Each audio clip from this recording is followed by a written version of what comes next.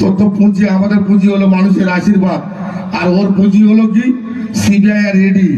CBI ED বাদে সাধারণে বালতো দূরের কথা, একটা চুল ছেড়ে দেখা বিজেপির দালালে কান খুলে শুনে নেয়। আর শুধু তথ্য পুঁজি, আমাদের পুঁজি হলো মানুষের আশীর্বাদ, আর ওর পুঁজি হলো কি CBI R E D. CBI ED বাদে সাধারণে বালতো দূরের কথা, একটা চুল ছেড়ে দেখা বিজেপির দালালে কান খুলে শুনে নেয়। আর শুধু তথ্য পুঁজি, আমাদের পুঁজি হলো মানুষের আশীর্বাদ, আর ওর পুঁজি হলো কি CBI R E D. CBI ED বাদে সাধারণে বালতো দূরের কথা, একটা চুল ছেড়ে দেখা বিজেপির দালালে কান খুলে শুনে নেয়। শুধু আমরা। এই হচ্ছেন শেখ শাহজাহান, সন্দেশখালীর নেতা, যার বাড়িতে আজকে গিয়েছিল ইডি, এবং তারপর তো কি হয়েছে সে তো আপনারা জানেন। এই হচ্ছেন সেই নেতা, এবং মুখের ভাষা শুনলেন দর্শক, মুখের ভাষা শুনলেন। এরাই হচ্ছেন তৃণমূল কংগ্রেসের সম্পদ, ভোট আদায়ের মাস্টার। আরো অনেক কিছু আদায় করতে পারেন, জানি না তার ভাগ আবার কালীঘাটে পৌঁছান কিনা। তো এই হচ্ছেন সেই নেতা শেখ শাহজাহান। ওপেন মঞ্চে বক্তব্য রাখছেন, আর সেখানে এই রকম ভাষা, নিচে সব পুরুষ মহিলা বসে রয়েছেন, আর মঞ্চে দাঁড়িয়ে ওইভাবে কথা বলছেন। এই হচ্ছেন নেতা। আবার বলা হচ্ছিল বক্তব্য রাখবেন জননেতা, এই হচ্ছেন জননেতা। তার মুখের ভাষা হচ্ছে এই। আমি দেখছি আজকে যখন এই ঘটনা ঘটলো, অনেকেই বলছেন যে নেতাটাকে একটু দেখান তো, নেতাটা কেমন দেখি। নাম তো শুনছি শেখ শাহজাহান, তো নেতাটা কে? তো আমি আপনাদের সব কমেন্ট দেখে আমি আবার একটু খোঁজ খবর করা শুরু করলাম, পুরোনো ফুটেজ বের করা দেখার চেষ্টা করছিলাম। তো দেখতে গিয়ে এটা এলো আমার সামনে, জাস্ট দুদিন আগের একটা প্রোগ্রাম। তো সেখানে বক্তব্য রাখছেন, তো শুনতে শুনতে আমার এটা কানে চলে এলো। কি নেতা? আমিও নাম শুনেছি, কারণ উনি তো আবার আমার নামে কেস করেছেন, কিন্তু আমিও দেখিনি আর কি। আর একটা শাহজাহান মোল্লা বলে একজন নাম জানতাম। ইনি আবার শেখ শাহজাহানের ছড়াছড়ি একেবারে মুঘল সাম্রাজ্যের জন্য একেবারে বিস্তার হয়ে গেছে ওইসব এলাকায়। তো বের করে দেখতে গিয়ে দেখলাম এ কিন্তু বাপরে বাপ, কি ভাষা, একেবারে খাসা। এরাই আবার তৃণমূল কংগ্রেসের সম্পদ। তাছাড়া আর কারা হবেন বলুন তো? এই যুগে তৃণমূল কংগ্রেসের হয়ে গলা ফাটাবেন আর কারা? এইসব লোকেরা ছাড়া কারা ফাটাবেন? আর এদেরকেই তো ইউজ করতে পারে এই দলটা, শাসক দলটা। এদেরকেই তো ইউজ করতে পারে, বা এদেরকে দিয়ে আরো অনেকদেরকে ইউজ করে লেলিয়ে দিয়ে তো ফায়দা তুলতে পারে। তো ছি, মুখের ভাষা। দর্শক, আমি আরো খানিকটা কথা শোনাবো, শুনলে হাসিও পাবে। আমি আপনাদেরকে আরো খানিকটা কথা আপনাদেরকে শোনাই। এই ধরনের কথা আবার মানবতা অমক তমক নিয়ে আবার দেখবেন বড় বড় লেকচার। আমি আরো খানিকটা বক্তব্য শোনাই দর্শক, এবং সেখান থেকে খানিকটা আন্দাজও পেতে পারেন যে আগামী নির্বাচনে বা নির্বাচন পরবর্তী কি ঘটনা ঘটতে পারে, তার আগাম আন্দাজ বা হুঁশিয়ারি কিভাবে দিয়ে রাখছেন এখন থেকে, আর শুভেন্দু অধিকারীকে টার্গেট করে কি বলছেন। আমি দর্শক আপনাদেরকে খানিকটা শোনাই, আরো খানিকটা শোনাই, শুনুন। মানবতা দেখায়, আপনার সন্দেশকালীর মানুষ চ্যালেঞ্জ করে বলছি, আমরা সবসময় শান্তি চাই। ওই দালাল মির্জাপুর বেঈমান, ওই কাদির ছোড়েদের কথা শুনে যদি লাফালাফি করো, তাহলে আমাদের কিন্তু এবার দাঁত ভাঙা কিন্তু শুরু করতে হবে। মাথাটা গরম করাবে না।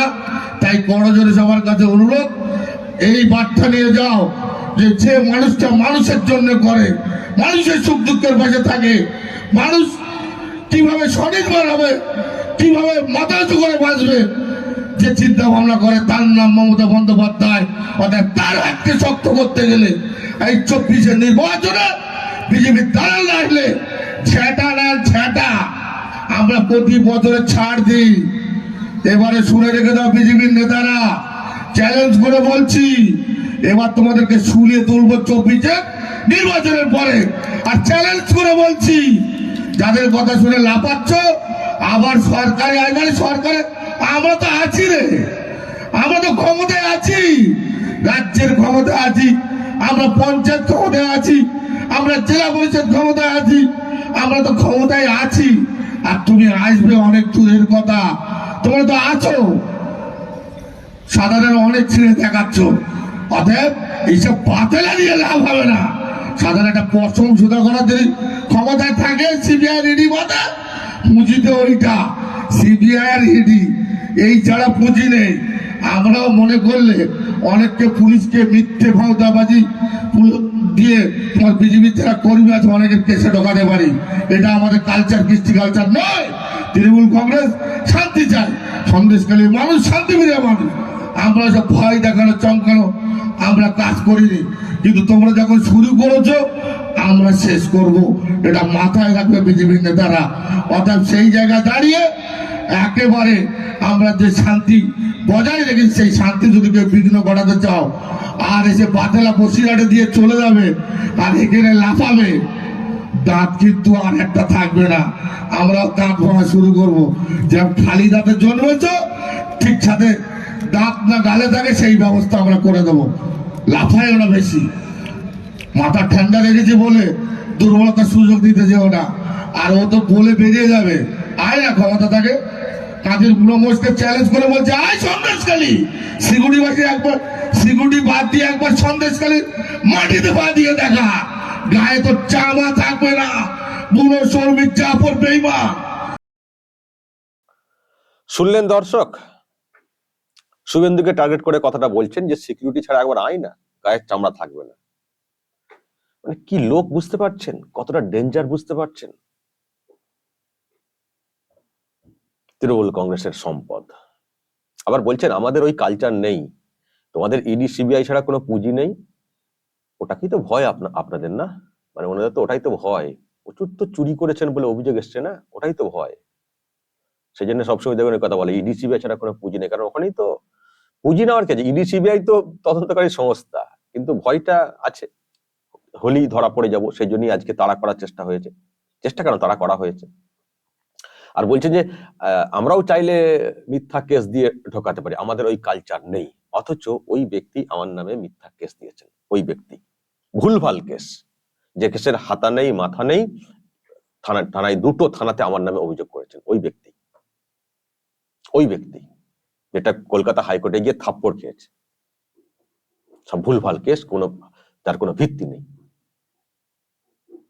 কিন্তু কথাগুলো শুনলেন দর্শক, আমরাই ক্ষমতায় আছি, আর আর এবার ছাড়া হবে না, সুদ আসলে একেবারে এ করে হবে, ভোটের পরে মানে শুলে না কোথায় চড়িয়ে দেওয়া হবে, কি বললেন না, শুলে চড়িয়ে দেওয়া হবে, চামড়া খুলে নেবো, কোনো ছাড়ছুড় নেই, ওপর থেকে এসে বলে যাবে আর তোমরা লাফাবে, কি দাঁত ভেঙে দেবো না দাঁত খুলে নেবো। শুনলেন কথাগুলো? এইসব লোক বাইরে থাকলে ভোটটা ঠিক মতো করে হবে আপনাদের মনে হয় দর্শক?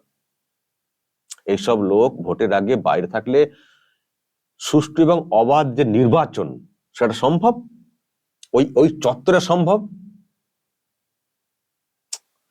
সেই জন্যই দর্শক, আমি জানি না কি করবে এজেন্সি, যে কাণ্ড আজকে ঘটেছে।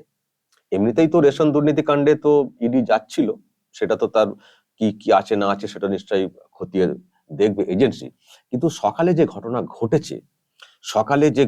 ঘটেছে, যে বাড়িতে ইডি হানা দিয়েছে বলে, ইডি বাড়িতে ঢোকার চেষ্টা করছিল বলে লোকজনদেরকে নিয়ে, মানে যেভাবে ইডির অফিসারদেরকে মারধর করে এলাকা ছাড়া করা হয়েছে, এটার আলাদা করে কেস করে এফআইআর করে অন্ততপক্ষে, মানে আজকে দেখেছেন দর্শক এই যে ঘটনা ঘটেছে, মানে এই সবের পরে এই যে একেবারে ইডি অফিসারদেরকে মানে মেরে মাথা ফাটিয়ে দেওয়া হয়েছে। তো এইসব ঘটনার পরে অন্ততপক্ষে এই লোকটার বাইরে থাকা উচিত নয়। রেশন দুর্নীতি কাণ্ডটা অন্য ইস্যু, কিন্তু যেভাবে ইডির অফিসারদেরকে মারধর করা হয়েছে, একেবারে অ্যাটেম্প টু মার্ডার কেস, একেবারে fit case, attempt to murder. এবং সেই সঙ্গে শুভেন্দু অধিকারী একটা অন্য প্রশ্ন তুলছেন, যে ঘটনা ঘটেছে সেখানে অ্যান্টি ন্যাশনাল অ্যাক্টিভিটিস এবং রোহিঙ্গাদের যোগ আছে, এবং সেই জন্য এনআইএ তদন্তের দাবি করেছেন শুভেন্দু অধিকারী। তো যাই হোক, যে কোনো এজেন্সি তদন্ত করে খুব সিরিয়াসলি তদন্ত করতে হবে, এবং পেছনে মাথাকে সেটাও দেখতে হবে। আমি একটা আজকে ভিডিও করেছি, শুরুতে, যে শুধু যে এদের কথাতেই আজকে এই কাণ্ড ঘটেছে সেটা ভাবলে চলবে না। উপর থেকে নির্দেশ এসেছিল, সেই মতো করে প্ল্যান করে ঘটনা ঘটানো হয়েছে। আমি এটা নিয়ে আরেকটা প্রতিবেদন করবো, পরে আমি আসছি। সুতরাং যেই তদন্ত করুক, খুব দ্রুত সেই কাজ শেষ করতে হবে, সঠিকভাবে তদন্ত করতে হবে। পেছনে যারা আছে সে তো হবেই, তাদেরকে তো ধরতে হবেই, কিন্তু সামনে যাকে আমরা পরিষ্কার বুঝতে পারছি আজকে যে ঘটনা ঘটেছে, যার বাড়িতে ইডি হানা দিতে গিয়ে এরকম শিকার হয়ে গেল, আক্রান্ত হয়ে গেল, সেই ব্যক্তি হচ্ছেন এই ব্যক্তি শেখ শাহজাহান। আর যাই হোক, এই লোকটির কিন্তু আর বাইরে থাকা উচিত নয়, আর একে বাইরে রাখা যাবে না। আর যে ধরনের কথা দুদিন আগে বলেছেন মঞ্চে দাঁড়িয়ে, এই লোক যদি বাইরে থাকেন তাহলে আর যাই হোক ভোটটা কিন্তু সুষ্ঠু এবং অবাধ হবে না। সুতরাং এখন থেকেই জেলে ভরে দিতে হবে, এটা বলার কোনো অপেক্ষা রাখে না।